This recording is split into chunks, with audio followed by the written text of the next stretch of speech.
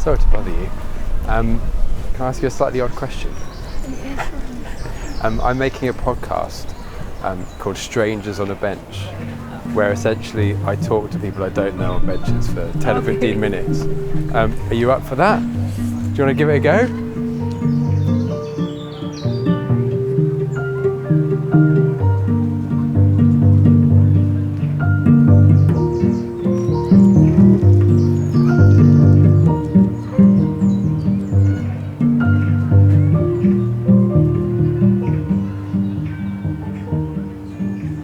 What is your favourite day of the week? Ooh. I'll say Saturday, because I can wake up whenever I want. I clean my house, which helps me reset. I love the smell of bleach and detergents. You're the first person that's got so quickly to the smell of bleach and detergent. No, I'm not a junkie. Probably within 11 seconds of talking. Love it. Yeah, I also think of what I would like to cook during the week. So I get inspired for ingredients. I speak to my family. Yeah, it's a lot of me time. Do you know where this feeling of liking things being really clean, do you know where that comes from?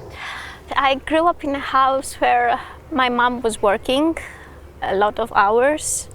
My dad was working too, so she would come home exhausted and she would only cook for us. Yeah.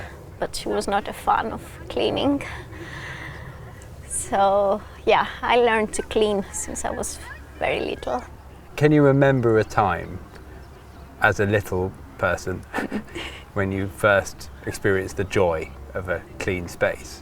I was still going to school, and my parents left me home alone for the first time. They went to my village to visit my grandpa, and I always had this fantasy of taking a bath, because I've never had a bath since then, always shower. And I was like, okay, I have to clean my bath first. And that's the first time I did it. Turned off the lights, put on some candles, listened to my favorite music. So yeah. Wow. Sorry for the noise. I was okay. Take it. Oh no, it's fine. Because if I take it, it's gonna take ages.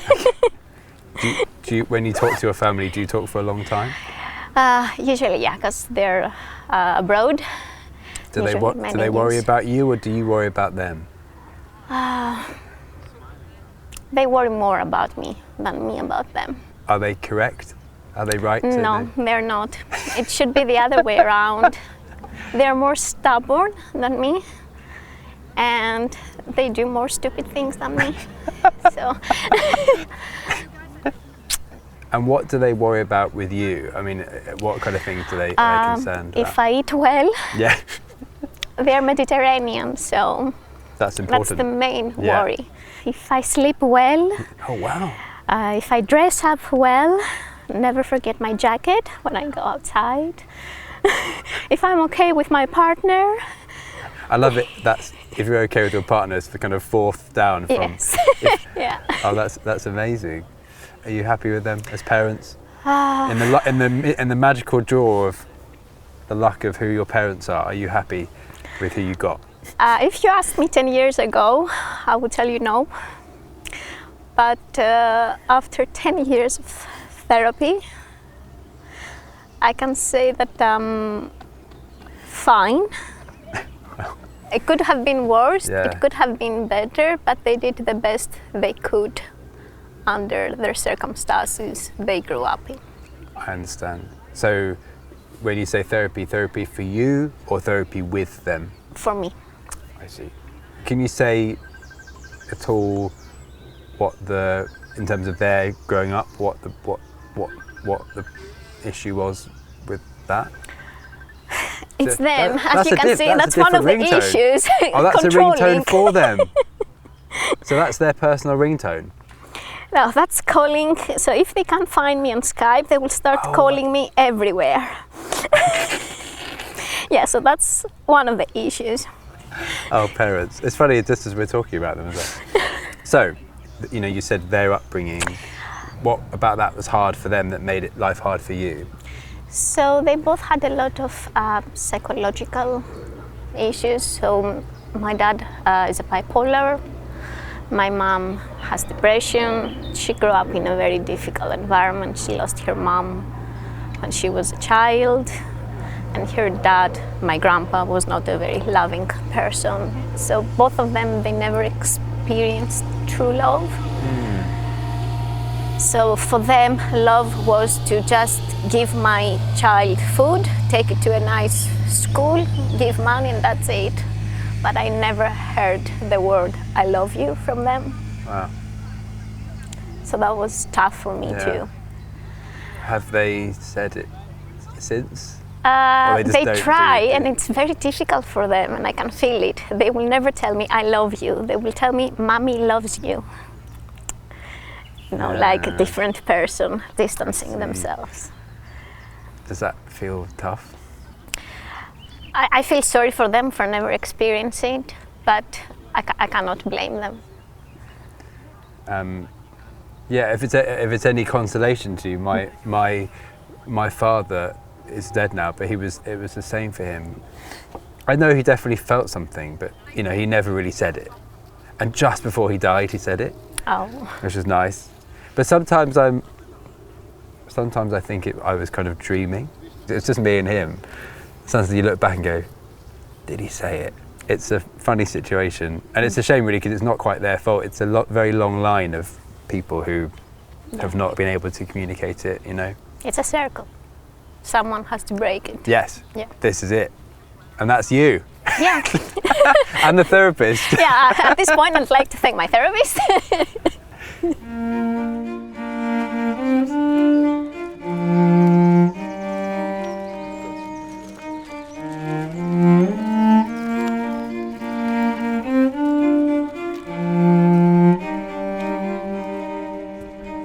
How did you overcome that? Obviously, the therapist helped, but there was any particular thing the therapist said or particular way of framing it which meant you somehow became okay with it all?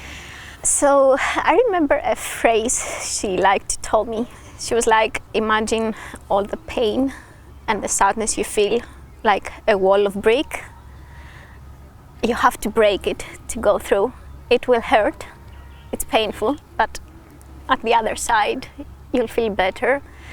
So when she made me realize that the love I was getting from my parents was not the love I actually needed, I remember I couldn't stop crying for a day, and my therapist wouldn't let me hang up, and she stayed with me for a couple of hours.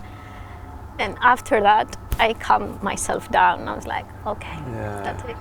But you had to go through that to feel, What's it like having a parent that has bipolar? Like, what does that mean to you? It was difficult because there were times that he would be funny and calm, like the dad I always knew, and moments he would just snap and be violent, both verbally and physically, mainly to my mom and then us. Oh God. So I spent a lot of my childhood protecting my mom. Oh man, that's really tough. Which was also a role I shouldn't have. Yeah. Yeah. Was it just completely random when it happened?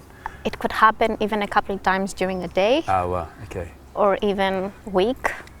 I think the maximum was week. Yeah. Crikey. Really interested how you kind of would forgive him. I don't know if it's forgiveness or acceptance.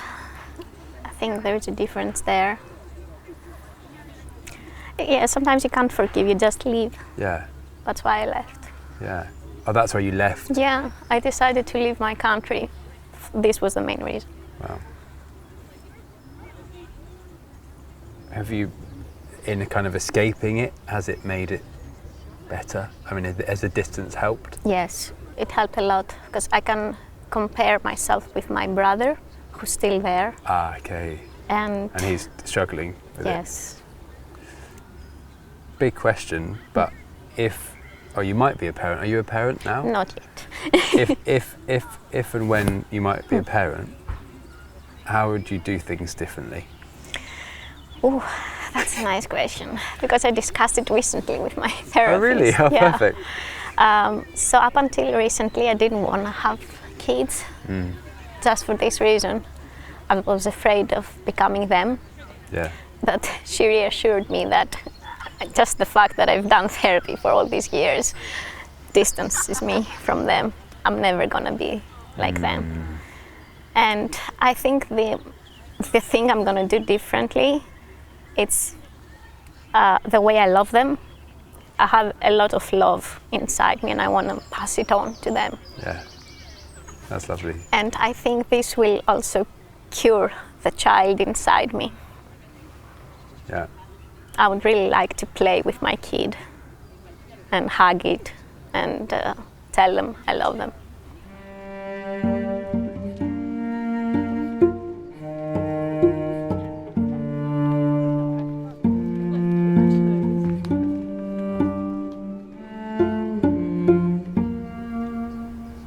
Tell me the last time you wished you had more courage to do something but you didn't do it. So that's funny because I'm in a period in my life that I have a lot of courage right now. Fantastic. So I quit from my job. That's why on a Thursday afternoon I'm sitting on a bench. That's the most courageous thing I've done in my life so far. Wonderful. Good on you. What Yeah. made you take the leap?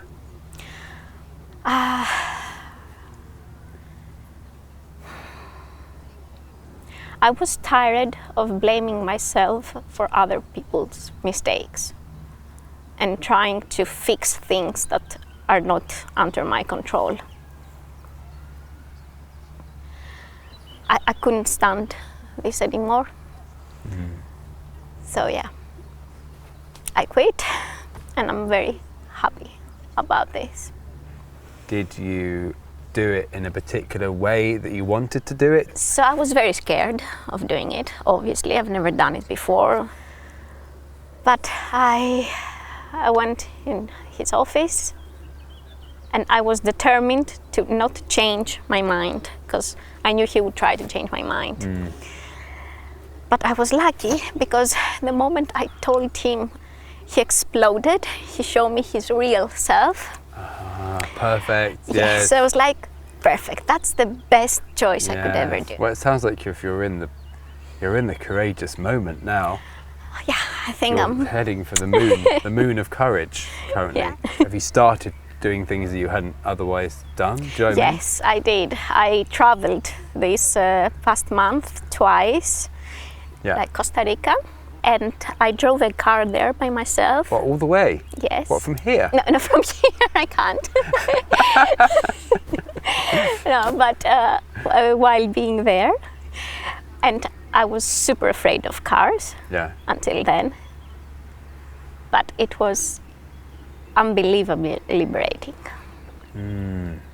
Oh, this is amazing that you've pushed through all these barriers and you've had doubts, but you've pushed through. How have you done that? So whenever I try something new, I always experience these two feelings, fear and enthusiasm. If the fear overcomes the enthusiasm, then I will rarely do it. Yeah. But if enthusiasm is greater, I'll just push myself and be like, you only live once Yeah. and you'll definitely regret not doing it. I also did bungee jumping. Bungee jumping. Yes. What's that like? Like the blood leaving your body for a few seconds. But the thing that pushed me to it was an old lady before me. She was 75 and it was in her bucket list. So I was like, well, if she's doing it, I have to do it. Oh, amazing. It's embarrassing. So you got to see the 75-year-old. Yes. You're like, oh no, I can't back out now. How long did you stand on the ledge for? Like 30 seconds. Oh, that's not too bad. Yeah. Can you remember what you were thinking about at that time? Before I Yeah. jump, I was talking to the guy that would put all the safety nets on me, and I was like, "Did you check them correctly?" He was like, "Yeah. Are you sure?" "No, I'm not." 1, 2, and he pushed me. Not even wait, 3. Oh God. I was like, "Oh, you son of a." So as you're going down, you're thinking, "Oh, that guy." That's most of your experience. Yeah. What are you like for the rest of the day? Extremely happy, like I did drugs or something. Oh, fantastic. I think it was the adrenaline effect. But yeah, I was like, I can conquer the world. Yeah. And maybe you will. We'll see.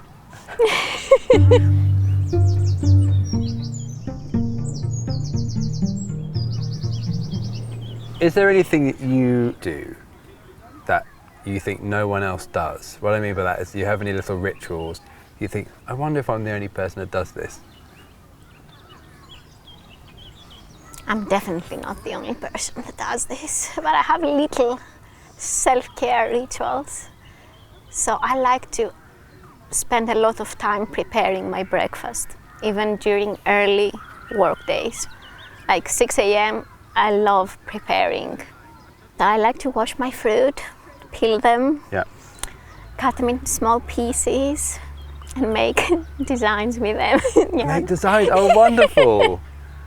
That's really charming. Can I ask what kind of designs? My favorite is paws. Paws? Dog paws.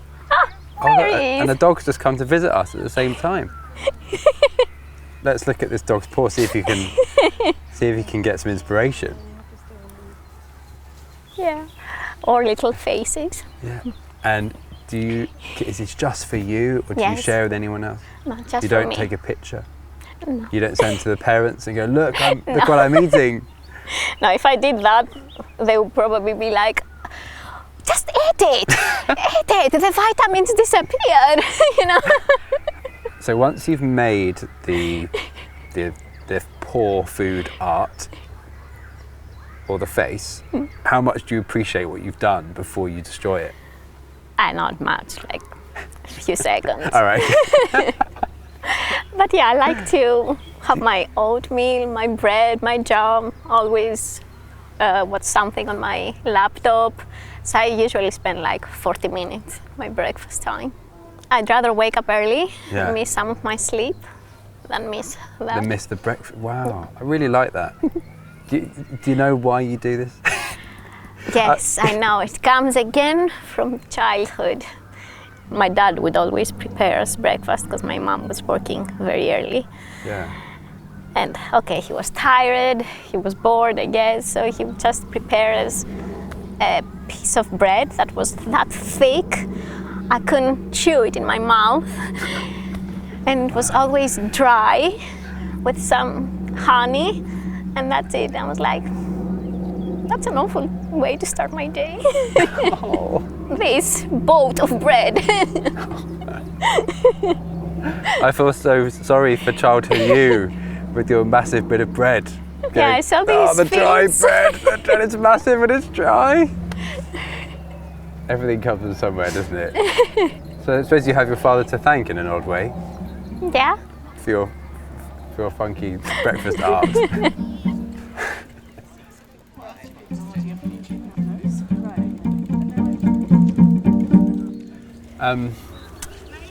How did you meet your partner?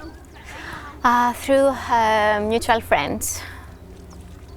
And it happened before the pandemic, back in my home country, in a nice cafe. And we managed to keep this distant relationship until COVID started. And the first time they allowed us to travel, he became a love immigrant for me. Oh, lovely. So we're both here now. Fantastic. What do you enjoy about being in a relationship with this person? That I can be myself. In my good, in my bad moments, everything. I don't have to hide anything. I don't have to feel ashamed for anything. I can talk to him about everything. My secrets, my, evil thoughts.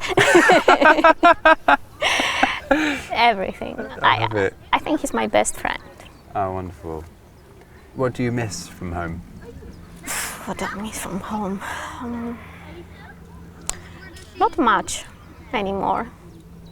I think it's people that make home. And most of the people are here with me. Or they visit me often. I don't think I miss anything anymore. Yeah. It's been many years as well. Yeah. Almost 10. Do you have any questions that you would like to ask yourself? When you're talking to someone, there's like something that's just in your head. You're just, I wish they would ask about that. Do you have anything in your head that you would ask yourself and then answer it? You could ask me about my hobbies, because I think I have quite rare hobbies. Okay, rare hobbies. Okay, well maybe I should have got an idea of this from the whole breakfast thing. I should have learnt. And the fact that you mentioned your love of detergent within 7 seconds of talking. Okay, so hobbies, here we go. I like knitting and crochet Yes. a lot. Crochet. Yes. And I make a lot of stuff, Oh, which I wonderful. then gift to Oh, amazing. friends. So yeah, I love this. And whenever I start doing it, I know I do it with passion, so I can finish a whole jacket in like a couple of days. But then my arm hurts, so it happened that I had to go for physio a couple of times for that. Physio. Are you very, very fast? Yes. Yes. So you can do a whole jacket, Yeah. what, in 2 days? Yes. Jacket? Wow. Can you do it and just completely kind of switch off? Is that the kind Yes, of, is that the that's idea? what I do. I think about nothing else when I do it. How did you find that you loved it? How did So you know? my grandpa taught me to knit. Ah, that's cool. Because he was knitting his socks during World War II. Ah, So I learned from a guy. that's interesting. Yeah. And do you remember being kind of wanting to learn? You were like, oh, and he was, Yes. did he? Yeah. Because I saw he had this bag and the knitting needles and yarns in his closet. And I was like, Grandpa, how do you use these? What do you do with these? And you know, he just knew only simple stitches and stuff. But I remember because he was like 80 years old. He couldn't see very well. He was wearing his glasses like this and trying to show me. Oh, that's a lovely. yeah. What a lovely thing to pass on. You mentioned hobbies. Are there more? So that's one, and the other one that it's mainly for this time of the year. I like growing fruit in my balcony in London. That's lovely. And I'm growing an apple tree. I had an apple in one of my breakfasts that Yeah. I was doing the dog pose, and it had sprouted. A little root came off the seed. So I was like, let's plant it and see what happens. And it's been 2 years, and I have a 1.5 meter tree in my balcony. Wow. So it's doing all right. It's like that now, yeah. Fantastic. I'm hoping in 3 years from now I'll have apples. Imagine the taste of that first Pink apple. ladies. Pink ladies. Wow. What a life, eh? So you've got newfound freedom. You quit your job. I traveled. What are you gonna? I mean, what now? So it's been about 2.5 months that I quit it. I think I'm gonna slowly start looking for next steps now. And I don't think I'm gonna lower my standards easily this time. And pay more attention to details that I totally skipped because of the need to have a job and get paid. Yeah. I'd like to do something that gives me pleasure of offering, like offering something to people, to the society. So you want more satisfaction? Yes, I want to be able to go to bed every night and have a smile and say, okay, I did this tiny bit today.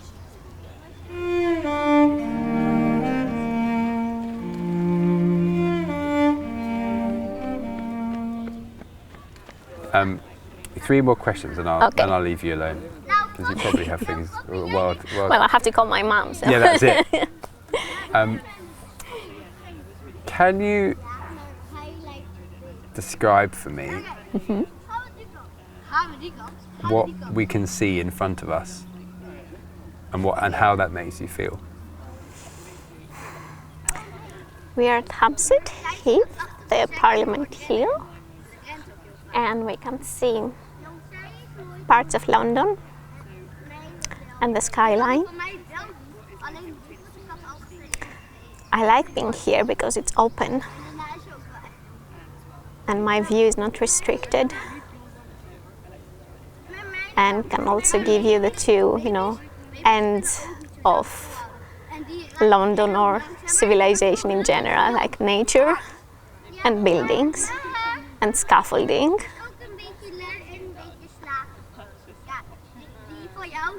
And except from the kids that we can hear, it's generally very quiet, so I can hear my thoughts.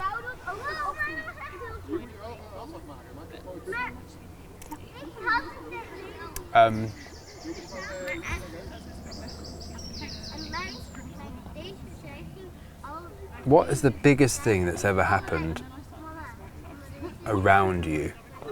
Not to you, but around you, would you say? I think the pandemic. I never thought I would experience something like that in my life. And I was super scared when it first happened. I thought basically that we would never be free again. I was terrified because I spent all of the pandemic alone in a flat in London, totally alone. My flatmate had gone to her partner. My partner was still trapped back in our homeland. So I think I spent like 3-4 months being totally alone, watching all the news every day, people dying, people getting sick. I think it was terrifying. And I think people who managed to survive this, not only physically but also mentally, we are all heroes, I think.